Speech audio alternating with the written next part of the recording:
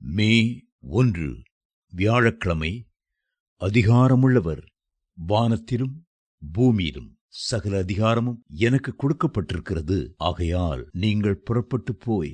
மத்தேயு 28:18-19. ஆண்டவராகிய இயேசு கிறிஸ்துவுக்கு சகல அதிகாரமும் கொடுக்கப்பட்டிருக்கிறது என்பதை நாம் அறிந்திருக்கிறபடியினால் அவர் சொன்னபடியே புறப்படுகிறோம். கர்த்தருடைய அதிகாரத்தோடும் வல்லமையோடும் புறப்பட்டு போனால் நிச்சயமாகவே வெற்றியோடு திரும்ப முடியும். நம் ஆண்டவருக்கு பூமியிலே மாத்திரம் அதிகாரம் கொடுக்கப்படவில்லை, வானத்திலும் அதிகாரம் கொடுக்கப்பட்டிருக்கிறது. அது மட்டுமல்ல, பூமியின் கீழும் அவருக்கு அதிகாரம் உண்டு.